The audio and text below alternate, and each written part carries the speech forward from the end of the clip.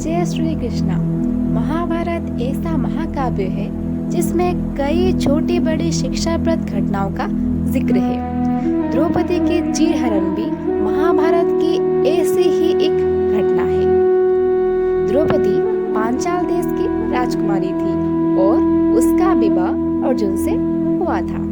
अर्जुन ने द्रौपदी के स्वयंवर में मछली की आंखों को निशाना साधकर उससे विवाह किया था, लेकिन माता कुंती के अनजाने में दिए गए एक आदेश की वजह से द्रौपदी पांडवों यानी पांचों भाइयों की पत्नी बन गई।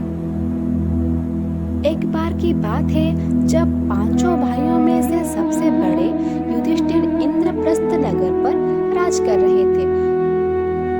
उस समय हस्तिनापुर का राजकुमार दुर्योधन था और पांचों पांडव उसके चचेरे भाई थे। दुर्योधन कौरवों में से सबसे बड़ा था और अपने चचेरे भाइयों यानी पांडवों से बहुत जलता था। दुर्योधन सबसे ज्यादा अपने चालक मामा शकुनी को ही मानता था। शकुनी ने दुर्योधन को सलाह दी कि वो पांडवों को जुआ खेलने के लिए आमंत्रित करे। पांडवों ने भी अपने भाई दुर्योधन का निमंत्रण स्वीकार कर लिया।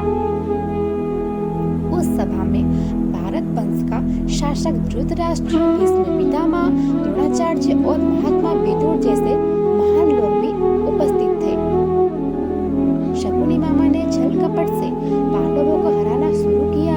इसी खेल में पांडव अपना पूरा राज्य हार गए। धर्मराज युधिष्ठिर ने स्वयं और अपने चारों भाइयों को भी दांव पर लगाया और हार गए।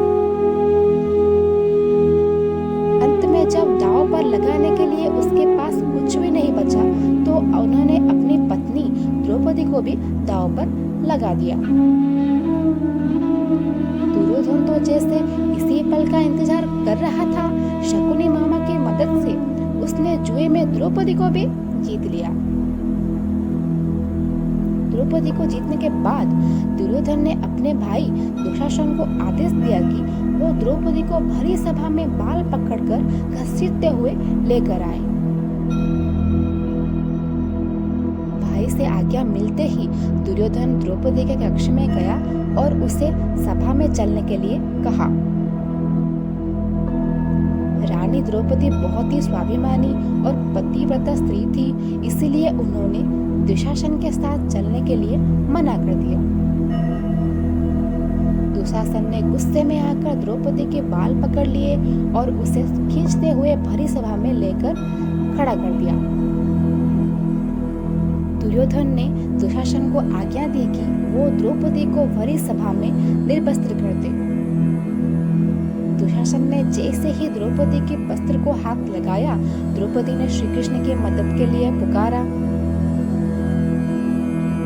श्री कृष्ण अपने भक्तों को कभी नाराज नहीं करते। कृष्ण ने जब द्रौपदी की करुण पुकार सुनी तो उन्होंने द्रौपदी की साड़ी को बढ़ाना शुरू कर दिया। दुशासन द्रौपदी का चीर खींचता रहा, लेकिन वो जितना खींचता वस्त्र उतना ही बढ़ता जाता। अंत में दुशासन थककर हार गया, किंतु द्रौपदी का वस्त्र हरण नहीं कर सका। ऐसा कहा जाता है महाभारत युग के पीछे सबसे बड़ा कारण द्रौपदी की चीरहरण ही था। For more stories, please like, share and subscribe. Stories for you. जय श्री कृष्ण।